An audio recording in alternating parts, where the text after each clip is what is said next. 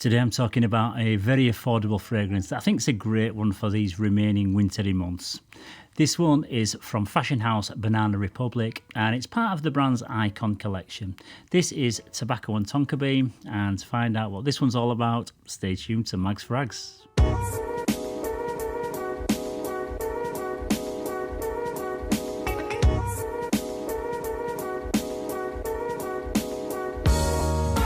Yes, hello again everybody and welcome to another episode of Mags Frags. I'm Paul and this is day 97 of my Fragrance 365 project where I give my thoughts on a different fragrance every day for a whole year. So today's scent of the day is Tobacco Tonka Bean from Banana Republic. It's an Oriental Gourmand fragrance and it was launched in 2019 and the perfumer behind this one is Gino Percontino. It's part of the Icon collection, which at the moment the only ones that I own are this one and the Dark Cherry and Amber. But I do intend on purchasing all the others in the very near future for review, so I'll be bringing them all inside this project. The presentation on this one is very simple and minimalistic. The box is more like a presentation box which opens from the side with a little pull tab, and then the whole of the front opens to reveal the bottle that's inside that nearly pops out there. The fragrance comes in a transparent glass bottle with a dark purple tint to it, and on the front we've got a white stick-on label with the name of the fragrance and the house. This is in a simple, very easy to read thin text. The whole thing is very, very simple and minimal. We don't have any other branding information or any concentration details or anything like that on there. It's just a very, very simple, plain design. There's a weighty click-on cap that does feel really robust. This is finished in like a metallic dark gunmetal grey, and the sprayer I'd say is decent enough. It's got a decent sprayer on it. The presentation isn't the most exciting, but it does feel really solid and well made for a fragrance in this price range. Yeah, the top notes in this one are plum and pear. In the heart, we've got tobacco leaf and coconut, and in the base, there's tonka bean and vanilla.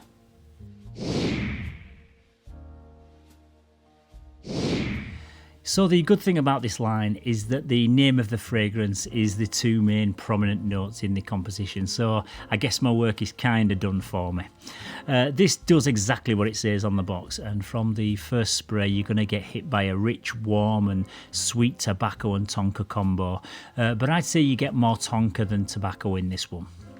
And this is supported by fruity plum and pear up top and a touch of creamy vanilla in the base. I can't really pick up that much on the coconut, but I suppose it's in there lurking somewhere in the background. It's a very comforting and easygoing fragrance that stays fairly simple and linear, and it doesn't really develop into anything too complex. It's not too sweet either, which is very surprising considering it's composed completely with all sweet notes, with no spices or florals or earthy notes in there to balance it all out. For the first 5 or 10 minutes it comes off a tad synthetic, but as soon as it settles down it's a really enjoyable aroma. I think most people are going to really enjoy this one, especially in the colder months of the year. It's a pretty unique smelling scent and it's very different to the likes of Pure Havane by Mugler and the Dolce & Gabbana The One line, which are kind of middle of the road tobacco scents. It's more along these similar lines as Rich Warm Addictive by Zara, if you've ever kind of tested or smelled that one.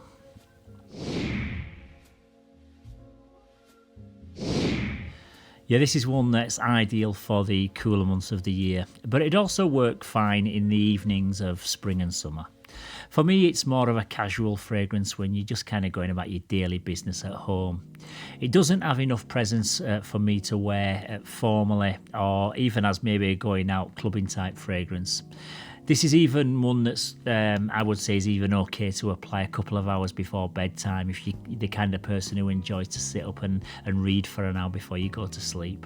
It's just very chilled and it's laid back, so anytime you're in that kind of relaxed state, this is kind of perfect to keep you company.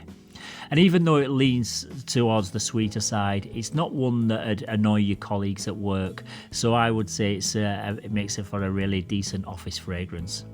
It's totally unisex, but it will probably appeal to people more over the age of 25 because it does have a fairly grown-up scent profile that leans towards the darker side of the middle.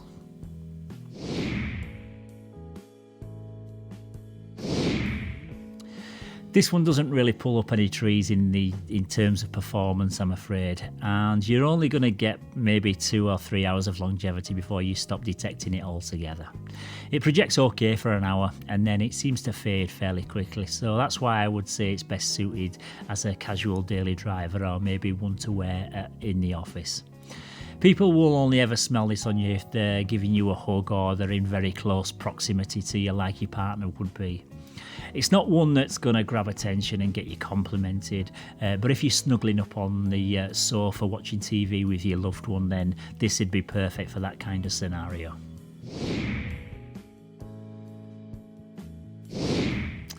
This is a 75ml bottle size and I paid just over £20 for it. So for that price you can't go wrong.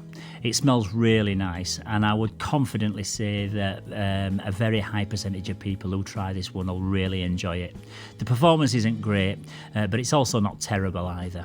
It's a decent pickup and I would recommend it to anyone as a blind buy, so for me it gets a respectable 8 out of 10. Yeah, so once again, that's about it for today's Scent of the Day. Tomorrow, I'm going to be talking about one that's perfect for the upcoming spring season. The nights are already starting to get lighter, so it will be almost time to pack up your tobacco, your oud and your musky fragrances in favour of our floral and powdery offerings. So make sure you tune in tomorrow to see which one I'm talking about. Also, if you found this video useful, please don't forget to give it a like and subscribe to the channel. It's always great to hear your opinions, your critiques and your thoughts on all of these fragrances that feature in the 365 project. So don't forget to keep your comments coming down in the comment section. So as always, thank you once again very much for tuning in. Stay safe, keep smelling fresh, and I'll see you tomorrow for a bit of a bright and uplifting one. Bye bye for now.